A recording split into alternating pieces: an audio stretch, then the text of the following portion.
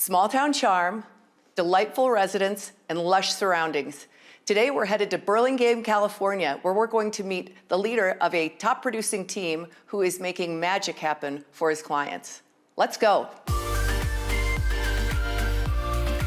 For centuries, we have migrated from one place to another, driven by seasonal changes, climate change, or economic forces. Today, we are seeing human migration driven by innovation and technology. This new breed of nomads are seeking lifestyle and peace of mind. I'm your host, Julie Foppel, global founder of Realm, and I've spent my entire career in the luxury space. Together, we're going to examine the great lifestyle migration and the stewards of real estate that help facilitate a safe haven for these new residents.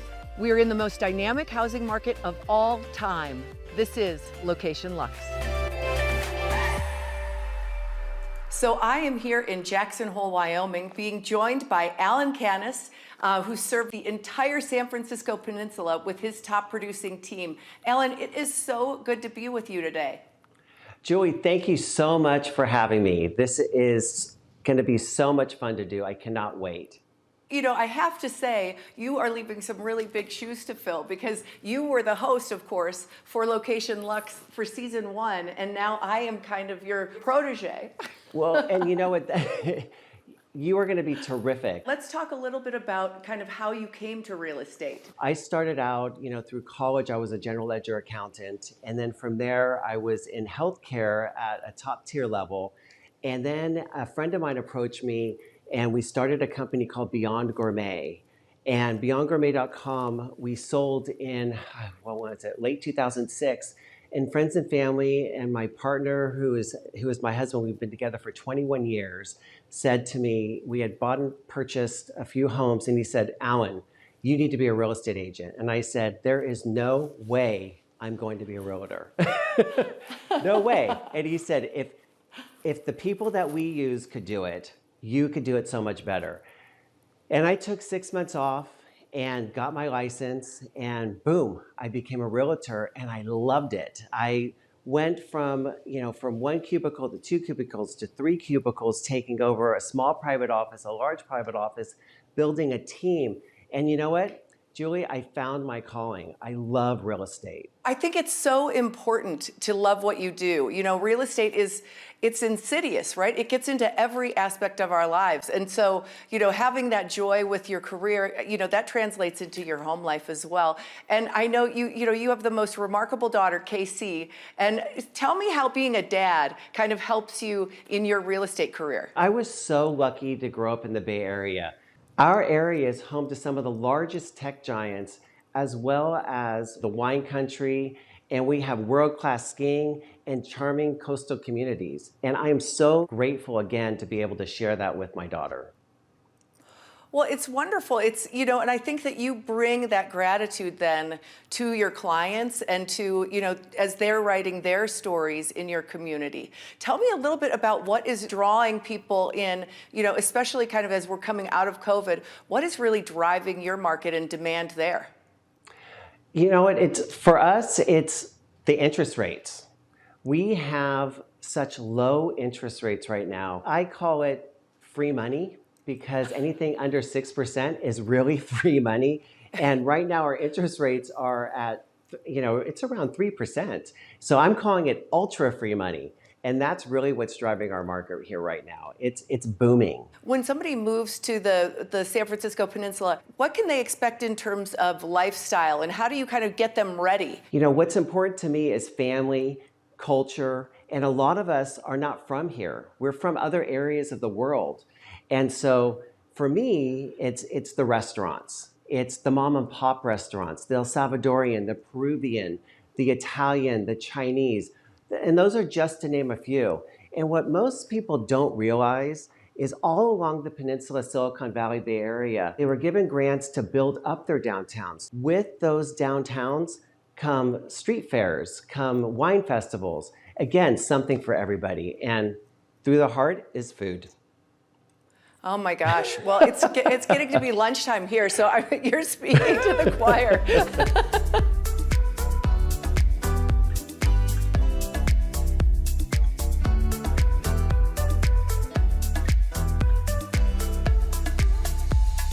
Tell me a little bit about what's happening in the market. Are you seeing people that are buying and building? Are they buying older properties? Give me a feel for what the market looks like overall. Sellers are wanting to get the most that they can out of a property. So what they're doing is that they are putting little money in and gaining as much as they can. At the same time, what's happening is you're seeing a lot of trustee sales, and that's because maybe the sellers had aging parents that didn't want to pay on the capital gains. We're also seeing a lot of 1031 exchanges. It's very interesting, the turnover that we're seeing right now. We are landlocked, so we're not seeing a lot of new builds, and that's a little unfortunate. We're just not seeing a lot of new properties right now. Do you think that that's a trend that will continue? I think what we're seeing right now is that is the future. But what I think people are gravitating towards, I have some properties that are coming up. It's a family estate where back in the 30s, grandma and grandpa bought one property, they built a second, and then they bought the one next door, and then they bought the one next door to that. So they had 4 properties all together. Well, the estate held on to them all, and now they're just selling them. That is a huge bonus for a buyer. And because that's a need. People want to get back together. They want that family connection again.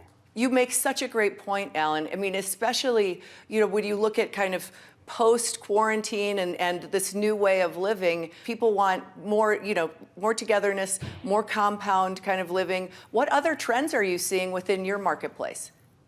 The trends are interesting here. What we're seeing is that people are leaving. They are leaving in droves, but we also have people coming in droves. I mean, we are the San Francisco Bay Area. We're one of the most popular places to live. And it's the housing pricing is going up. It is a boom here. We are seeing anywhere between 3 and 12 offers on each property, depending on how it's priced. Oh my gosh. It's crazy. And again, that's interest rate driven. I don't see that changing in the next 12 to 24 months because, again, anything under 6% is free money, and we're at 3% for jumbo loans. And the economy cannot sustain if we go skyrocket at 4, 5, or 6%. Changing in the interest rates. And so what it does, though, it affords people to be able to buy in this area because our pricing is so high. And so that's what makes it affordable here. So you've got incredible lifestyle, incredible amenities to the communities, wonderful, wonderful sidewalks and kind of this small town feel. Where are your feeder markets? Where are people moving in from? People think that because people are moving out of the Bay Area, that we don't have people coming back to the Bay Area. We have people moving from all over the world when they can. We have the tech world here. We have the medical world here. So people are moving from Asia. We have people moving from New York. We have people moving from Chicago. I have people moving from San Francisco to the peninsula. We have one of the most strongest economies here on the peninsula, San Francisco, Silicon Valley, in the world.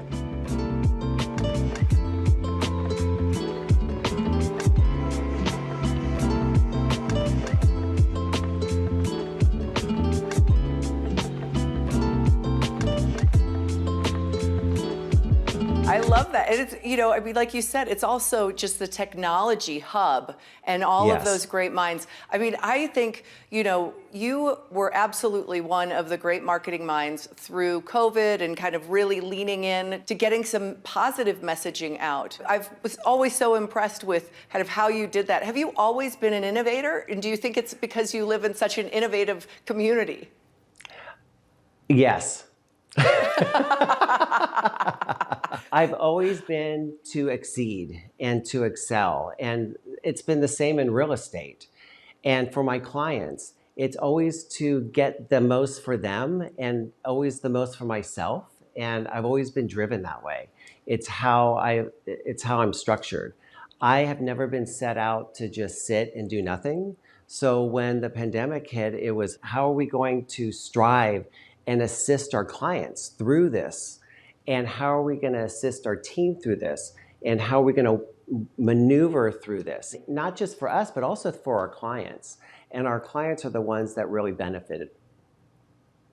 It's so true. I mean, especially as you tell the story of your market and of your individual listings. And I mean, I know your team names all of your listings, which is so cool. You know, I mean, I just think that's such a neat little nuance, but it's also, you know, really how far and wide you broadcast, you know, to all these different markets and really tell that story that then helps drive that demand right back. We name every single house, and we tell clients this is because buyers want a story. So like the Little White House, we named it the Little White House. And all through escrow, they called it the Little White House. Even the buyer's agent called it the Little White House. And so then we take things a little step further. So for instance, on Thursday, we walk everybody through our listings with cocktails, and we do Thirsty Thursdays and walk them through the house. I think it's so fabulous. And you know, I mean, it's so impressive because we started out this interview and we talked about, you know, kind of the memories that you're creating with your family there and how you want to honor those. And now we're talking about kind of writing the next chapter of people's stories, you know, and doing that in a way that is so innovative and yet so comforting and comfortable. Alan Canas, I think you're incredible. And I'm so grateful that you joined me today on Location Luxe. I mean, I want to continue to learn from you for a very long time. Oh, Julie, you are wonderful. I'm the one that's learning from you. Thank you, and I can't wait to chat with you more. Well, you know what? Come on over. It's a little bit warmer here. I'm looking for a new teammate. Oh my gosh. Take care, my friend. We'll talk soon. Thank you, Julie. Much love.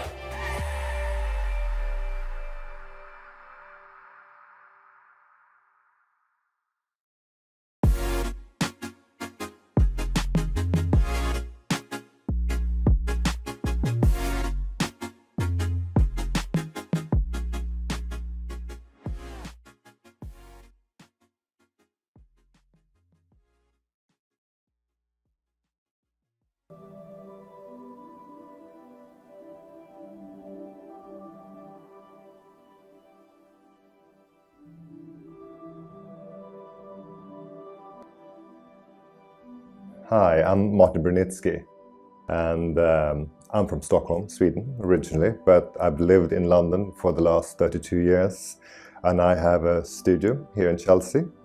As well, I have a studio in New York, and I've had the great pleasure of working with the rug company, creating a beautiful new collection for them.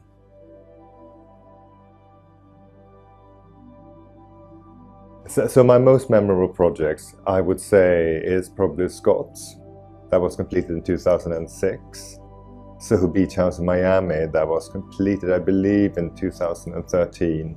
And then recently, Annabelle's here in London in Berkeley Square in 2018.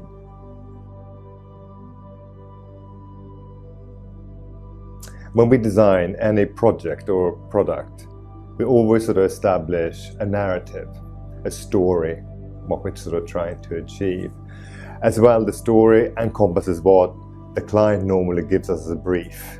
In our discussions with the rug company, they wanted us to do rugs that was essentially about creating a border design. And then with that, we wanted to create something that was sort of layered. It was like two things really. And one thing that was sort of architectural, and one other element that was perhaps from nature or the animal kingdom. Hence you have this sort of mix of like a balustrade with sort of animal print behind it sort of fading out. You know, it's sort of this sort of juxtaposition of sort of the soft and the hard basically on a very soft rug. This rug design that I've just created for the rug company could be used anywhere. It could be used in restaurants, in hotels, you can use it in your home. It should be for every day. And there's a little bit of playfulness there, and I think that sort of makes it a bit sort of fun. You will look at it and you'll smile, and hopefully will bring a bit of joy to your day. Pattern and color is sort of everything in our design. But I think it's very important to remember that if you're going to mix a lot of color together, it's important that tonally they all correspond. They're on the same level. Let's say if you would grade color tone from 1 to 10, and you're doing a scheme, then perhaps they all have to be on 5, and you can use yellow, green, blue, pink, red, whatever, but they all have to be on that tone, then it sort of hangs together. And when it comes to patterns, how to mix patterns is you mix perhaps something floral with a stripe, with a geometric. So it's very important that you don't do floral with floral with floral. It's just not going to work out. So I think it's about that sort of how you, through the different patterns, geometrics, floral, stripe, you can then identify parts of a piece of furniture or architecture. You sort of highlighting it through that, and then you break it up, and then on the next surface doing something else. But the color between all of these, tonally, needs to all be the same. Then you can mix whatever you want together, because it will just hang together. Craftsmanship, of course, is very important for the rug company, and it's just important for me, because without great craft, I'm nothing. I'm just a person with lots of ideas, and I need the people to make it sort of come to fruition. I can create these pieces who understand quality and understand methods and how to do things, and sort of tell me that's not possible, but sort of willing to explore still, to create something that is sort of could be perceived as new. When we begin a new project, the first thing that we do is to have a lot of conversations with the client to sort of really sort of figure out what we call the brief. What do they want us to achieve? Then after that, we sort of look at the situation, the site, the street, the neighborhood, the city and the country. And then that will sort of inspire us, and that will sort of create what we call the narrative. One piece of advice that I would offer to someone that is about to start a design career is be bold and be brave. And don't listen too much to what people say about what you're doing. You need to believe in yourself and what you are doing. And experience is always going to make you change a little bit of what you do and how you do things, because that is the great thing. The experience is the leveler.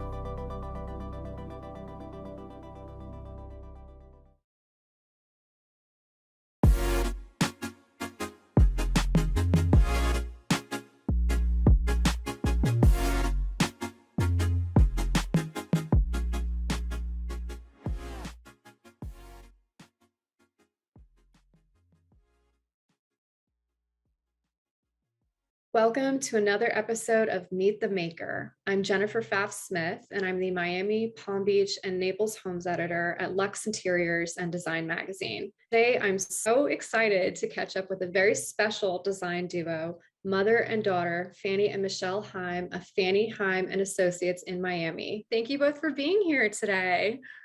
Thank you, Jen. It's a pleasure. Yes, it's so great to see you both. I'd like to just share some background information with viewers who might be unfamiliar with your work. Fanny, you grew up in Colombia and you launched your firm in Miami more than 30 years ago. Michelle, you really grew up alongside the company, and you've clearly inherited your mother's passion and talent for design as well. And, since then, the two of you have created these award-winning projects all over the world, including the one behind me. This is a lovely Miami project we published in Luxe in 2019. So obviously, the two of you have a really strong, loving family bond, obviously, but you also work well together as design colleagues. So I'd love to get some insight into how the two of you tackle a project together. Are you working collaboratively side by side, or does one of you take ownership of a certain aspect of the process? The one thing that Michelle and I really both share passionately is sort of setting the story, setting the design directive of the project.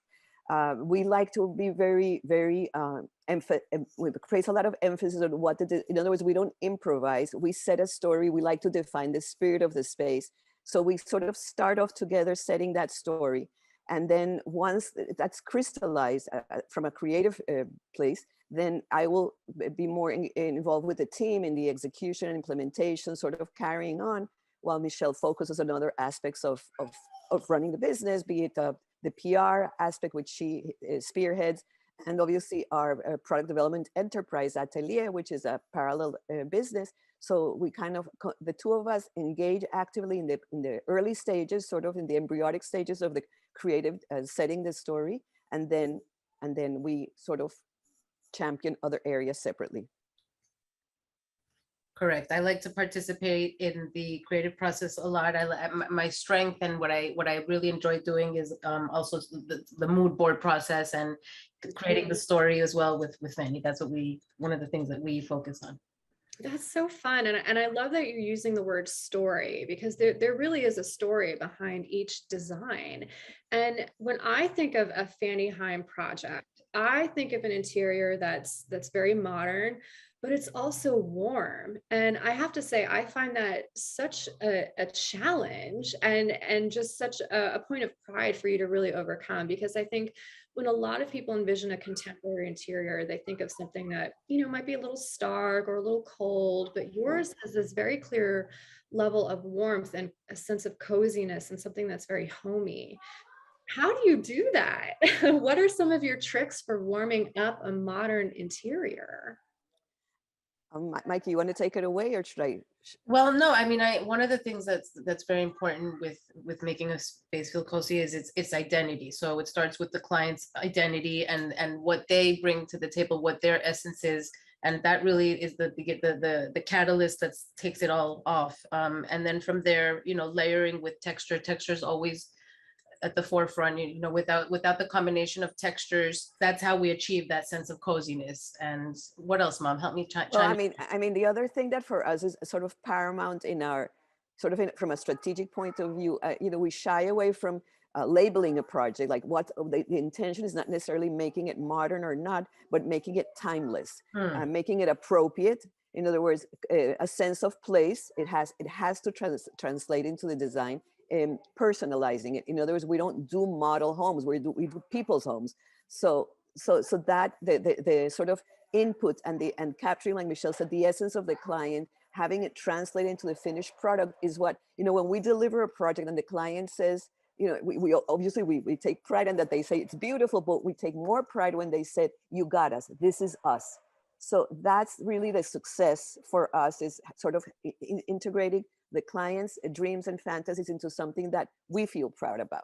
And the operative word is timelessness. And as Michelle said before, the juxtaposition of texture is sort of like a signature part of our arsenal. But the other thing that when we look back into our projects, we enjoy the I'm going to use this sort of very trite term, artfully curated of things that have diverse provenance. So like we're sitting here in my house. I'm sitting on a couch that's 50 years old. It's a Mario Bellini's Camaleon sofa. And in front of it is a Christian Lieg new table. And around the corner is an old window from Afghanistan. So that interaction, that silent dialogue between these diverse items, to us creates timelessness, creates interest. And it's sort of exciting to us because it stimulates our thinking as to, pushing the limits into what goes with what. That's a very relative term. Right. No, clearly, I mean, it doesn't look like a showroom. You didn't just go to one place and buy everything all matchy. And you also mentioned a sense of place in your projects. And I really picked up on that, because the other thing that helps me identify a Fanny Haim project is there's this level of like a global quality, just some kind of worldly touch to it as well. You're obviously very well traveled. What kind of inspiration do you take from travels? And are there any destinations in particular that, really just spark you? I mean, I'm going to answer that. This is my opinion, and I know from having traveled with Michelle from a very early age, I think creatives are stimulated by other places. In other words, the minute we get into another place, our antennas perk up and like, whoa, look at that, look at that, look at that. Correct. And it doesn't just end with the obvious things, the geographical and the cultural and the historical, but what Michelle is magical at, which is the micro moments. In other words, when we travel and she'd take photography, we'd be like taking pictures of monuments, and she'd be looking at like a leaf on the floor and taking a picture of that. So the light and shadow. So it's everything that when you get exposed, to the world, it's like the big moments and the micro moments. Now, this whole thing really, as a like you mentioned, I am an avid traveler. We both are.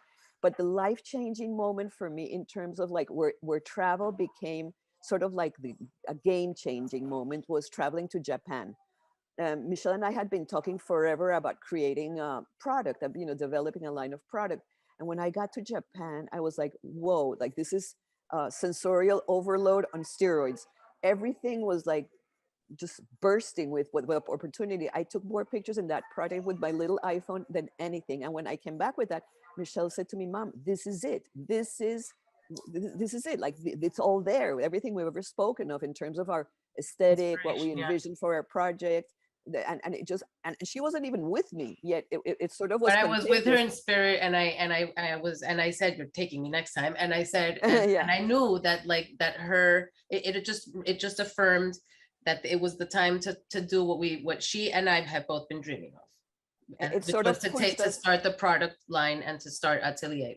That was it. That was the catalyst. It really was the pivotal moment for the launch of the collection. As a matter of fact, interestingly enough, I was in an antique store and I was looking at a little fragment of something and I wanted to buy it. I didn't know what it was. I just loved the look of it.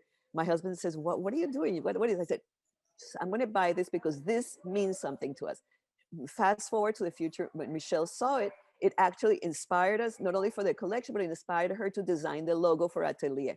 It's a tsuba, which is a Japanese artifact that is used in the samurai swords. And Michelle spun off of that and she created the logo. It was so obvious that had to be the logo, and it turned out quite nice, and we're very pleased with it. So yeah, it was a nice full circle situation there. I Yeah. love that. Yeah. Yeah, I'd love to hear more about FH Atelier. I know you've released various collections through it, and your latest is a fabric collection with Holland Interiors. And Correct. I understand it's inspired by textures from nature. Yes. Tell me about the inspiration you took. What can we expect from this One funny, collection? if my friends who know me well, they know that I'm kind of a weather nerd, and I love things, anything to do with weather and nature. And one of the running themes in the collection is patterns that happen because of either weather changes or patterns that occur that are similar to weather changes, and how similar patterns in nature are to one another. So they all sort of look alike in different ways, but they're taken from different parts of nature: tide, pool, marsh, canal, pebbles, cloud. They're all different elements of nature that have a very similarity in their patterns, but they're different.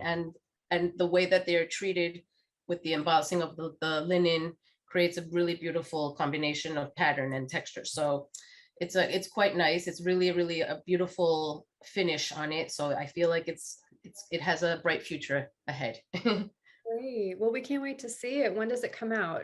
It already has launched. It's already available I don't have the exact number of all the showrooms, but in many of the Holland and Sherry showrooms, internationally. Globally. Yes. Perfect. Well, the world has really changed a lot in the past couple of years, and especially in the way people are living in their homes these days. I'd love to hear, what are you guys hearing from clients? Has anything differed in the way, as far as requests you're receiving for projects, or just anything that's kind of trending that you're Well, noticing? the big request is I need it right now, but realistically speaking, is I think, and I think Michelle and I both agree on this, is the indoor-outdoor connection. Blurring the lines between indoor and outdoor seems to be, I don't think it's a prevailing theme. It's just the way of the future. I mean, at least here in Miami, with our Yeah. South Florida clients, Yeah. where the weather lends itself to it, and we have the opportunity to do that with more ease. But yes, generally speaking, it really is become that the outdoor spaces need to be as important and as invested in as the indoor spaces. Right. It's not like we do the whole house and then we go buy patio furniture eventually. No, it's way much more thoughtful. More outdoor way more kitchens, more more conscious. lounge, more outdoor living. Basically. Passive terraces, no. Active outdoors is sort Yes. of a big story.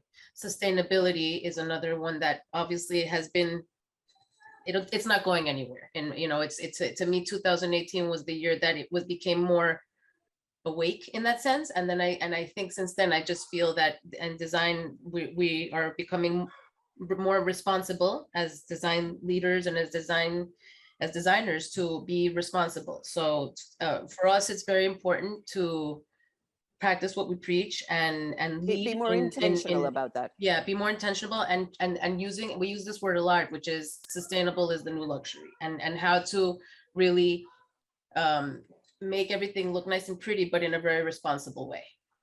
Yeah. I guess we were saying is like, we want to continue being innovative, but not just in what we do, but how we do it. Mhm. That's sort of like, the awareness that was created in thinking about, in a more macro way about our craft and how we can influence and how we can be, proud of ourselves, not just beautiful, but what Mhm. else? Absolutely. It's about, really honoring the environment we're in and just respecting it and tailoring the design to it as well. So, Wow. Michelle, I can only imagine how cool and fun and inspiring it was to grow up with someone like your mother. So, what are some of the biggest life or career lessons that she taught you that you would share with working moms today?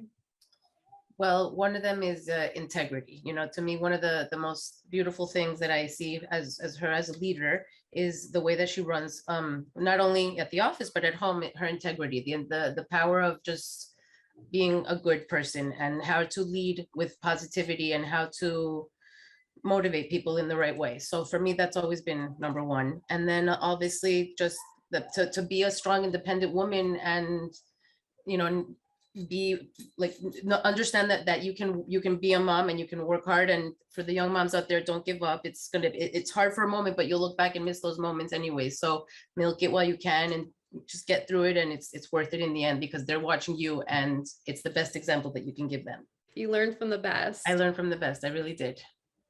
Fanny, what has Michelle taught you since working with her? Oh my God, so much.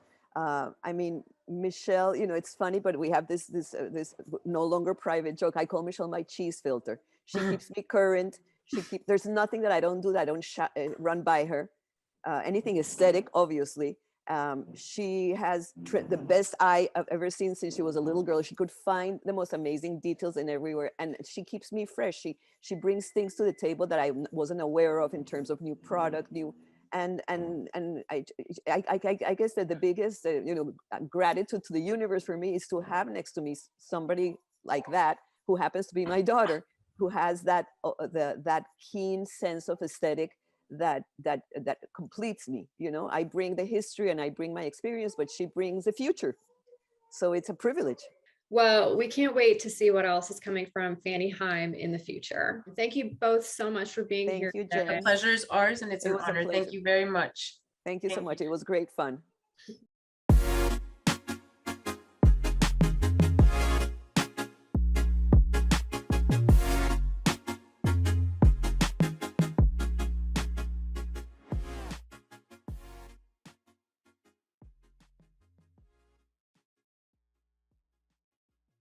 Hi, I'm Kate Abney, Homes Editor at Luxe Interiors Design. As part of Black History Month, Luxe Interiors Design is speaking with artisans whose work examines themes of Black history and culture. Today, we're excited to be speaking with Adana Tillman, whose work reinterprets the time-honored craft of quilting as fine art fiberwork portraiture, rendered in a stunning array of colors, textures, and patterns. Adana, welcome. Thank you so much for joining us today. Thank you so much for having me. It's an honor. I'm really pleased to be here. So let's jump right in. Your vibrant quilts show the multidimensionality of your Black peers. Tell us more about that. I wanted to express kind of a freedom that I feel sometimes that we're not given that opportunity to express without judgment. So I kind of wanted, in my work, I want to show this array of self-expression. Like, it goes through many stages. We try out different things to express our personality, our fears, our hopes in our clothing, what we wear in our hair, our different hairstyles, different colors, and just testing our personalities and seeing what fits us. And sometimes I believe we're not given that space to explore with the kind of freedom, like find yourself. And so I really wanted to show that in my work, and the different fabrics and textures, kind of bring that all together to this is a safe space where you can figure yourself out and kind of search for yourself within the self-expression of the clothing and the hair and the makeup and different things that I add onto the pieces. That's right. Your works are so expressive, and I love how you capture just the beauty of self-expression through fashion, through hair, through, as you said, makeup, and just sort of it's about identity, and it's about messaging and telling the world who you are. Exactly. Mm-hmm.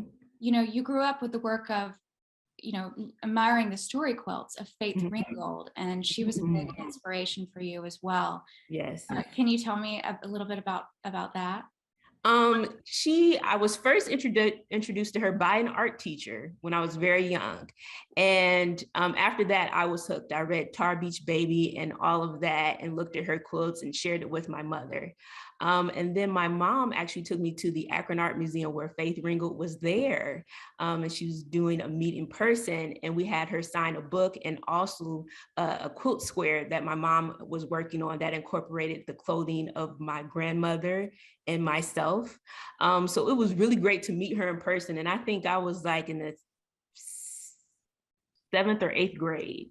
So that was a really tremendous, feat for me as well. And then when I finally got to meet Bisa Butler, I was like, when that was at Art Basel a few years ago, I went wild. I'm like, this is all my idols are here. I'm meeting them in person. And it was just a wonderful opportunity to have. And you first learned quilting as a craft from your mother, right? Yes, longtime quilter herself. And she learned from her grandmother.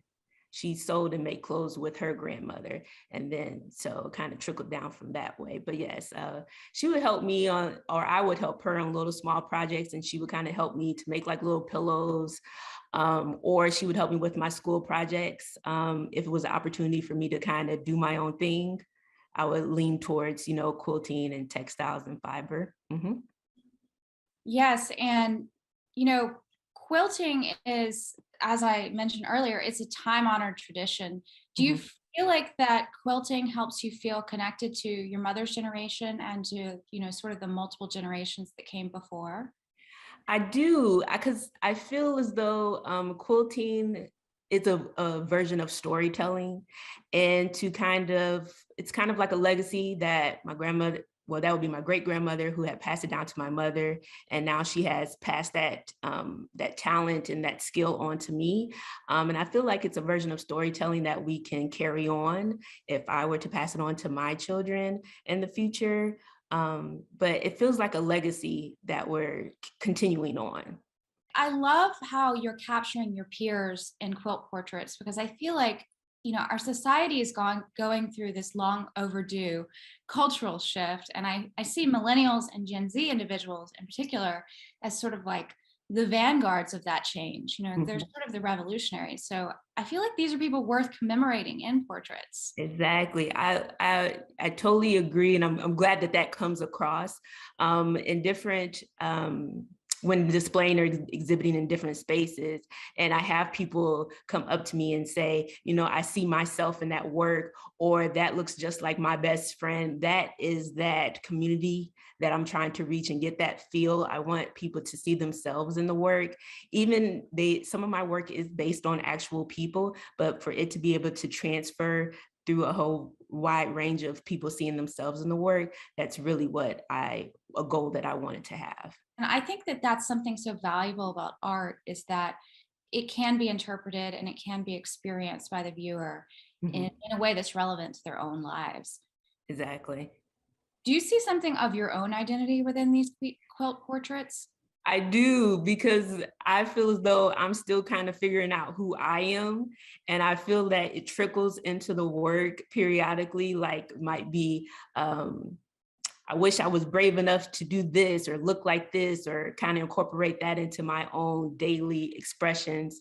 But I feel that it does trickle out into my work sometimes. And I may not even realize it to the end until I step back and look at it, like, oh, that's a little bit of me in there. But I think that's what makes it special as well. I find the work to be very special. Quilts have been considered some of a family's most valuable possessions. I mean, I have one that my great grandfather owned, very special to me.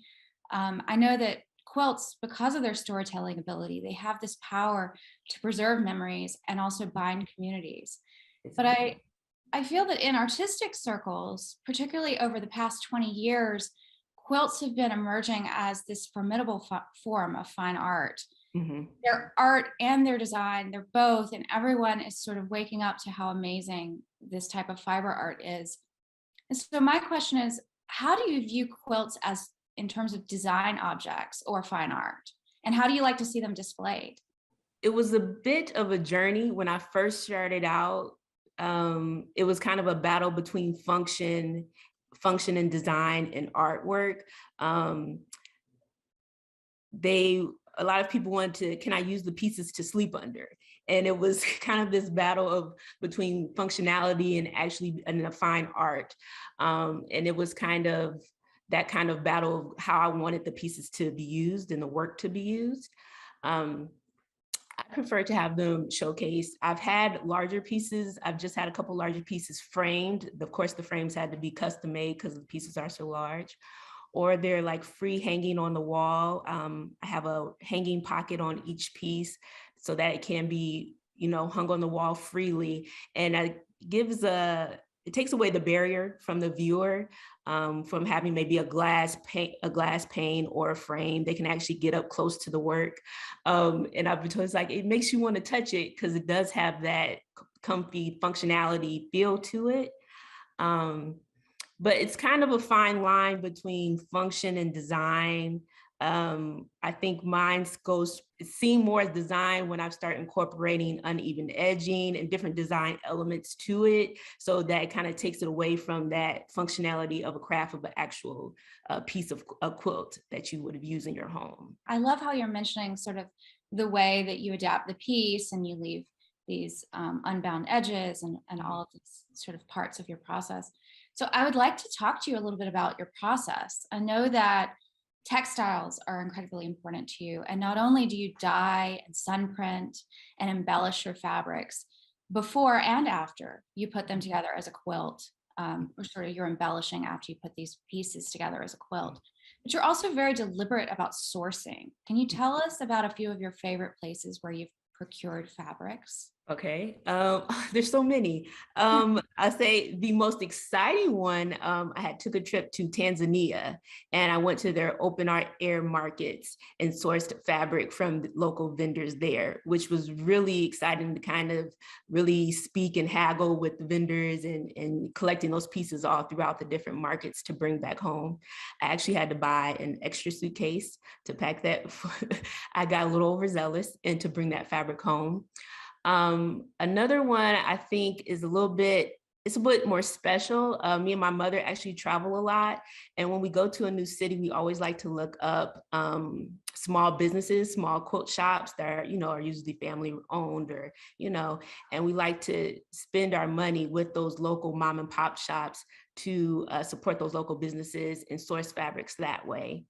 And another one, when people hear that I'm a quilter, like I've had friends from work donate fabric to me from, vintage fabric. I had a woman who donated fabric that was over 20 to 30 years old that she's always kept a collection of.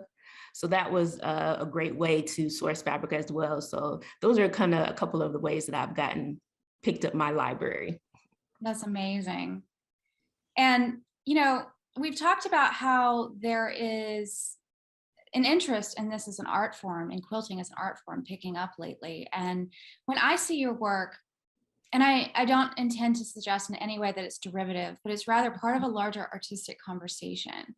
Mm-hmm. I think of artists like the amazing Bisa Butler, who does this very contemporary style of quilt portrait, and mm-hmm. Don Boyd, who has a little bit more of a traditional feel. And then, there's a contemporary artist I admire working out of the Bahamas, Gio Swaby. I hope. Oh, yes. Mm-hmm, mm-hmm. Work reminds me a lot of yours, although it's not, necessarily a true quilt in that way. Mm-hmm. But do you think quilts or fiber art portraiture, do you feel like it's the next art form? Oh, I do. And I've been seeing it. I actually been seeing it for a little while. I was like, it's making a resurgence. I really see it coming back. And well, not coming back. I see it like you're shining a spotlight on it. And I feel like even now and even a couple of years, we're going to have like a really resurgence of people wanting those quilted portraitures and looking for those fine art artists.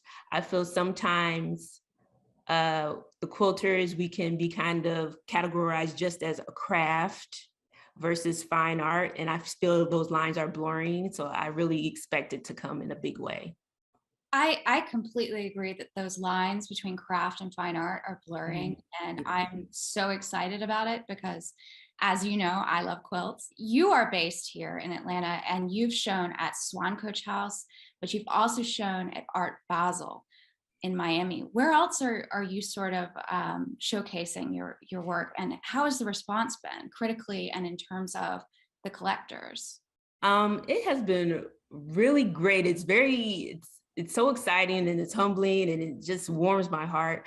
I have two shows coming up in Ohio, back in Ohio, actually, in the end of February and the end of March. I will actually be showing at the Met Gallery here in Atlanta.